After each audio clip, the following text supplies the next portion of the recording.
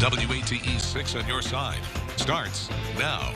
Hello and welcome to Tennessee This Week. I'm your host, Don Hudson. Good to be with you. And tonight we have two of our political pundits with us, George Corder, our political analyst, and Shelley Breeding, our legal expert. And something up both of your alleys, because there's legality and there's politics, I guess, involved. In the 6-3 decision, the Supreme Court said that Harvard and the University of North Carolina's admission programs violated the Equal Protection Clause of the 14th Amendment, doing away with basically affirmative action, or most of it.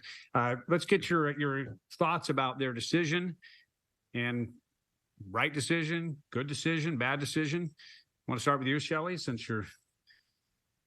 Yeah, sure. I mean, it's a difficult decision. There are two separate cases. There's one that was against Harvard, one against the University of North Carolina, a 6-2 decision and a 6-3 decision with one of the justices recusing themselves because she was on the board at Harvard. But it overturns decades of legal precedent about affirmative action. The court said, that the colleges can no longer take race into consideration for admissions. It's kind of up in the air. Can we still have scholarships and some programs that are aimed at race to diversify the college campuses? This affects a very small number of colleges. Those who, like Harvard, admits less than 5% of their applicants, who employ affirmative action. Most colleges do not. But I think it's going to be interesting to see where it goes from here. I don't like the decision, because when you have Harvard, and some of these schools are incredibly difficult to get into and have a high number of applicants, they're trying to diversify their student body. That has a long-term effect. When you look at, for example, on the Supreme Court, 8 of the 9 justices either went to Harvard or Yale Law School. And so when you're not taking into account race in those admissions at law schools, then you're not going to have as diverse of a student body, which then you're not going to have as diverse of a Supreme Court, or at least fewer applicants to the Supreme Court from those schools where the justices have primarily been chosen. I think we're going to see this for decades to come as it trickles down as to where those graduates are from those schools. George, is that do you see all of those things? And Shelley makes some points, obviously, about who can get into school if you don't do that. But or is it more about the justices saying, hey, look, the 14th Amendment is what it is, the Constitution is what it is, and that's where we're making our decision? Yeah, I think obviously when you're looking at the political implications of this, I'm not sure there really are any. In the ABC News story I was reading today, and it fascinated me. The last paragraph in the story said, a Pew Research Center study earlier this year found 68% of Hispanics, 63% of Asian Americans, and 59% of African Americans oppose the use of race or ethnicity in college admissions. And because I think a lot of people, regardless of color, think like a very respected and well-liked executive, the late Peyton Harrison, once said to me, he said, you know how to attract Black professionals to Knoxville? Treat them like everybody else. And that was an eye-opener. And I think there's been clearly, if almost 6 in 10 of African Americans are saying we don't like this idea, it brings to mind a scene from the movie Remember the Titans, where Denzel Washington played the first Black head football coach of a previously all-white high school. It had just been integrated. And his white assistant coach was commiserating. Every time he'd yell at one of the Black players, the white assistant coach would go over and commiserate with him and tell him, oh, don't worry about it, you'll be okay, and all that. And Denzel Washington, in what I thought was one of the most powerfully delivered lines in any movie at any time, he was counseling that white coach, and he said, you ain't doing these kids a favor by patronizing them. You're crippling them. You're crippling them for life. So I think you've got this whole group of people, large group of Americans who are saying, you know what, we just want to be treated like everybody else. And I was watching an MSNBC interview today, a young Black man named Bertrand Cooper. who was talking about how affirmative action has failed. Only about 1 in 5 public universities even uses affirmative action or race in deciding admissions. And he was talking about how at Harvard, for all of their incoming class of freshmen, only about 3% are from the lowest levels of economic position in America. He said it's not working. And so I think there is a whole body of evidence apart from, and furthermore, last thing, this whole lawsuit wasn't brought on behalf of white students. It was brought on behalf of Asian American students. So there are a lot of factors involved in here that don't correspond to just, okay, these conservative justices don't like blacks. It's not that way. Well, from I don't think anyone thinks that it's that way. This is schools who have a large number of qualified applicants who are looking to have a diverse student body. This is not denying someone who, or allowing someone in who would not otherwise get in.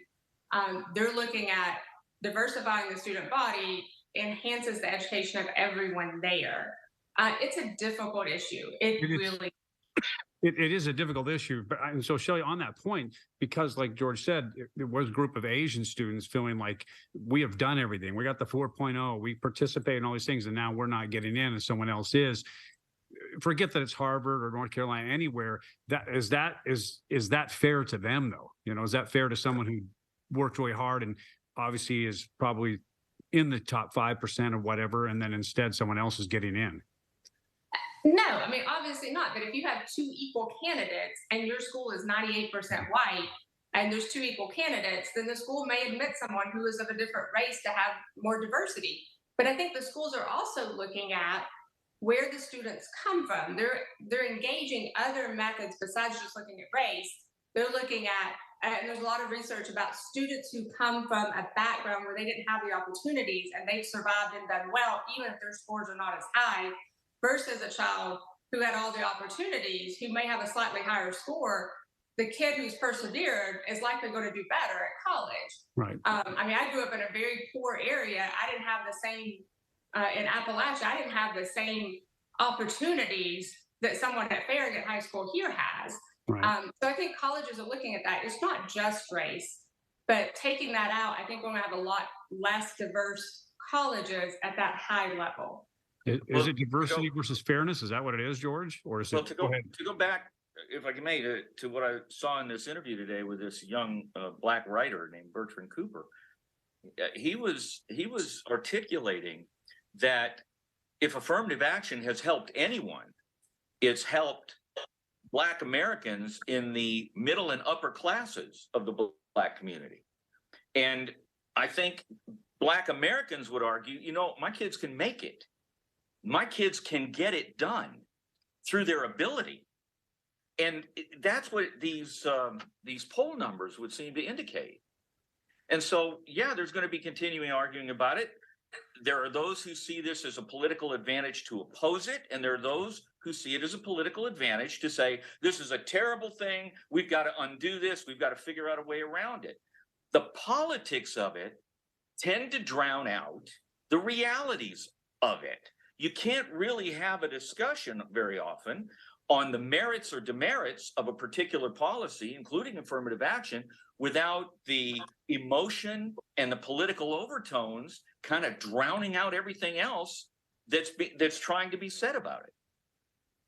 Yeah, and to your point, like you said, it's a tough place to be for some people. You know, they're saying, hey, this could have helped me. If you're on that one end of it, if you're the person not getting in and you feel like you're being, you know, discriminated against, or you're the person, you know, who did get in and someone's watches, you can see where this is a tough thing. By the way, the last 4 years before I graduated high school, we had gone from relative affluence to poverty. My mother and my sister and I were living in a housing project, and I had absolutely no means by which to go to college. And the Army turned out to be my salvation in that sense. And so there are a lot of avenues, and there are a lot of reasons, and there are a lot of issues. But I think it's significant that it was Asian American students, the ones that were fighting this. Right. And we'll probably wrap that up. I do, on a personal note and completely irrelevant to the topic, since you brought up, remember the Titans? When I worked in Washington, D.C., I actually played in a charity basketball game with some of the kids who actually, white and black kids who were on those teams. We played in a charity event there. So that's as close as I get to Hollywood, I guess. All right, we're going to take a break. When we come back, we'll look into some other issues. Welcome back to Tennessee This Week. Moving on from the Supreme Court decision to lack of a decision, I guess, at this particular time. We keep hearing that there's going to be a special session. And then there's part of it that people say it won't matter if there even is one, and nothing's going to get done anyway. Why even have it? So there's just a lot of different opinions about it right now. So George, we'll start with you. The special session, does it happen? Should it happen? And will anything happen if they get together? Well, there's always an action-reaction in politics. That is, something of great import, in this case a shooting, took place. And then there is this, we've got to do something. We have to do something response on the part of public officials. Sometimes it's because they truly believe it's the right thing to do. And sometimes I got to get the heat off of me, and I can do it by doing this. And if it passes, then I'm a hero to the people who are concerned about it. And if it doesn't, ain't my fault, because I tried. So that aspect can't be overlooked. And the percentages of people who are right now not in favor of these laws, if you want to pass a law like this, you got to get out there and you've got to campaign for it like you're running for office. And you've got to explain, this is why I think this is valuable. These are the reasons why I think it ought to pass. These are the things that'll happen if it passes. But that's not happening. Why is it not happening? Because there are too many people against it. And so ultimately, what it comes down to is a discussion about what the law would accomplish. And a red flag law sounds good. If you say in a vacuum, it would take guns away from people who are having mental problems or are a danger to themselves and to others. You say that question alone, right, you're going to get overwhelming support. Everyone supports that, yes. But when you start getting into the details, well, what are the standards? What if it were done to you? What if your neighbor thought you were a danger to them? And all of a sudden, you've got to prove that you're not mentally unbalanced. So are there people that are mentally unbalanced who shouldn't have a weapon? Yes. Is this capable of being abused? Yes. And that's the rub. Shelley. I mean, then the problem is that we do nothing. And I applaud Governor Lee for trying to do something. I think the majority of Tennesseans want to see some sort of gun legislation passed. It's clear that the House is not going to pass it. In my mind, they're not going to do anything. You know, we have orders of protection now. So if there's a domestic violence situation, if there's a stalking situation, and I do domestic violence cases and order of protection court, if there's an order of protection against someone now in Tennessee, they lose the right to have a firearm. We already have that in place. This is expanding that. There are protocols in place. You have to have a mental evaluation. There has to be a hearing with a judge, just as there is in an order of protection hearing, before someone loses their right to carry a gun. I take the Second Amendment very, very seriously. It's a constitutional amendment, and we have to look at any of those laws with the strictest scrutiny to see what it's accomplishing. But after the Covenant shooting in Nashville, I think Governor Lee was affected by that personally. And I think he's trying to do something. And I think he's looking at what can we do. And he's lessens his stance lately, saying, well, the legislature can look at it and they can make amendments to it. But they have to get the legislature there to begin with. And it appears that they're not going to even meet to discuss, are there amendments that can be made? Can we do something else? So that there really is someone who is in a mental crisis, someone who is a threat, someone who has made threats, that we can somehow get a judge involved, something involved, to where they can't have guns or have to turn in their guns. And George, I don't want to jump into, something that needs to be done, because you're right. That is the feeling. I think almost everyone, oh man, we got to change something when this happens. And I know this last year, let's say like DUI laws. DUI laws are now tougher, and they made BUI laws, boating under the influence, basically the same as DUI laws. So again, it's one of those things, hey, we need to do something because we're having too many people die in boats. They made those laws. And yet here we are, I think we're like 1 or 2 in the country right now for the most boating deaths since January 1st. So well, you can pass, you can pass all the laws you want. Not you, but all the laws somebody wants can be passed. But to your point, you're not allowed to drink and drive a boat. Well, someone's going to do it. So the question becomes, who's going to obey the law? The people who are already predisposed to obeying the law. If you've got a criminal out there who wants to have possession of a gun, you think he's going to worry about a red flag law? Oh gosh, they said I couldn't have a gun. No, he's going to go find one. There is no, everybody wants an easy answer. Everybody wants, if we just do this, it'll make things better. But then an analysis of will it do better is always becomes the argument. There are all of these different proposals that come out of every tragic, terrible shooting. And then the follow-up question is, would any of these proposals have prevented that? And quite often the answer is no. So the question is, are you doing something valid or are you doing something to do something? So your solution is we do nothing. And as the DUI laws, I guarantee you there are people who take Uber and who do not drive after having a couple of drinks because they're afraid of getting a DUI.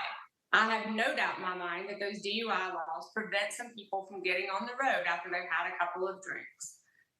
We have to do something. And so let's sit back. I don't think that's going to work. We're not going to do anything. It simply isn't helping. If there were really, really a desire to do something, what you would not be hearing from the governor is, well, the legislature is going to look at it and they're going to see if they can. He knows which way the wind is blowing, and he doesn't want to have a big D for defeat stuck on his forehead. Yes or no to this? Will they have a special session? No. Not if the indications are that it won't pass. Governor Lee is not going to run the risk of being embarrassed. And Shelley, you said no as well, I guess. All right, well, let's go ahead and take a break. We'll be back with more on Tennessee This Week. Welcome back to Tennessee This Week. We are now moving on to different topics. Here in Knoxville, Knox County, they have been talking about mental health issues, and it's definitely an issue because there are more and more people who have mental health issues, and maybe creating some type of force that goes out to deal with these calls without police, or maybe with them. I think it's still up in the air stage. So what are you hearing, and what do you think they should do? Should they have that? I mean, I used to be a police officer, and I've been in some places where they have mental health units. A police officer does go, but they also have a mental therapist and like someone else go too, but they still have an armed person there. Where do you think this should all land? Well, a few years ago, I was talking to a Knoxville police officer downtown on Gate Street. And he pointed down the street and he said, "You see that fella down there?" I said, "Yeah." He said, one of these days, I'm going to get called to a scene where he's plunged a knife into somebody's chest. He said, he shouldn't be on the street. Right. But if I take him in, I can't take him in. He hadn't done anything.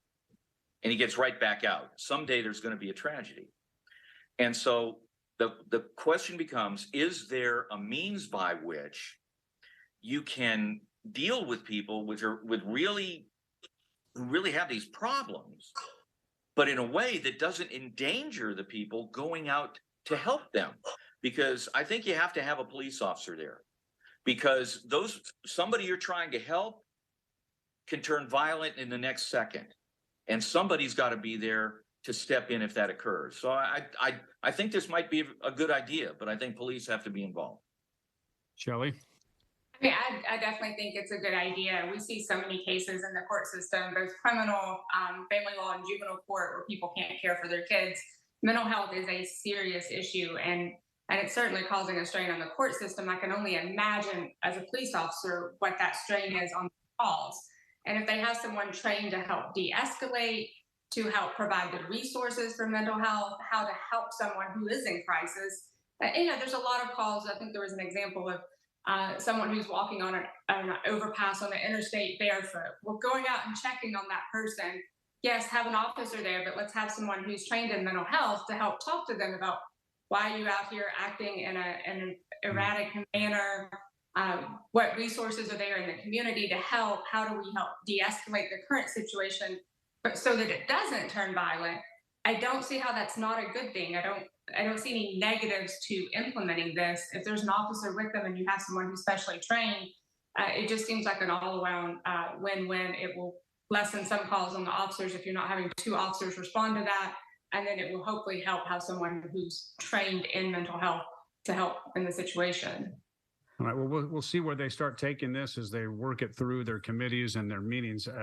We only have about 4 minutes left, but I want to talk about President Trump and the Biden family. In the last few weeks, anyway, we've seen charges and against Trump, charges against Hunter Biden.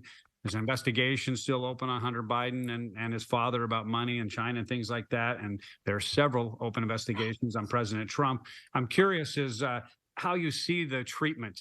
It's been pretty even with the Department of Justice and the FBI and people like that, or we've seen, I don't know, kind of two standards for what we're doing with people. I mean, our justice system is a completely different branch of government. And within that, though, in the justice system, you have different offices and different prosecutors. And we see this in our cases of different from federal to state and different regions of the federal prosecutions on how they handle things. Hunter Biden was a white collar crime. He took a plea deal. President Trump's never going to take a plea deal. And he'll have a right to a jury to decide those issues. But again, it's our justice system. You let the prosecutors who actually see all of the evidence in a case decide how to prosecute that. And then it's up to a jury. If you want a trial on it, Hunter Biden could have gone to trial and had a jury of his peers. President Trump seems down that path, and there'll be a jury who decides it. It's not the prosecutor who decides the case. Ultimately, it's a jury who will decide the case. I think they're being treated fairly by the Justice Department in prosecuting both.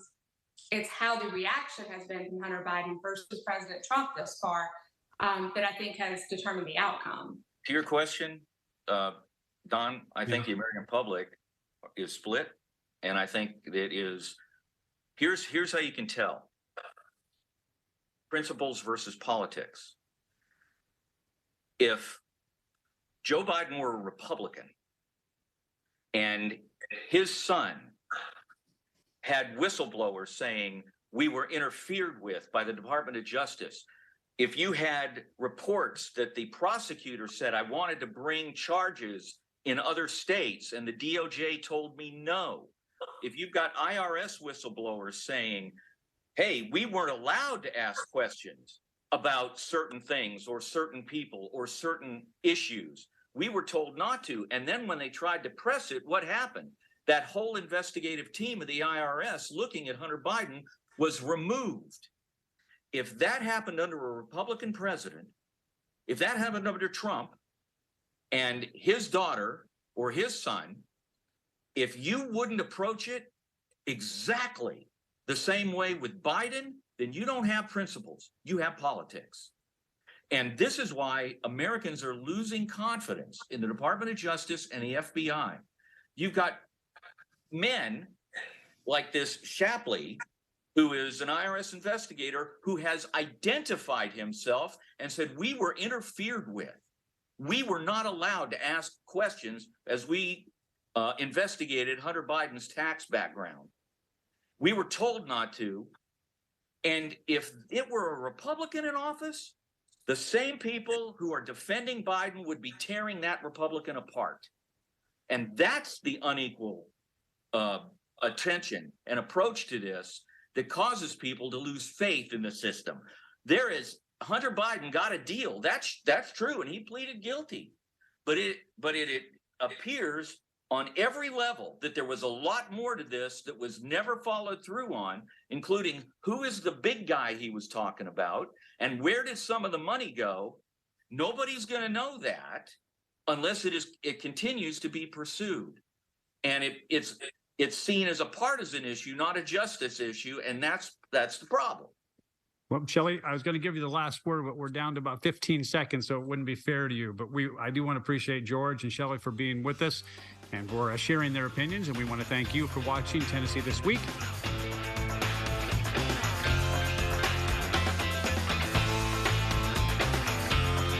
The views of guests on Tennessee This Week are their own and do not represent the views of WATE 6 on your side or Nexstar Broadcasting.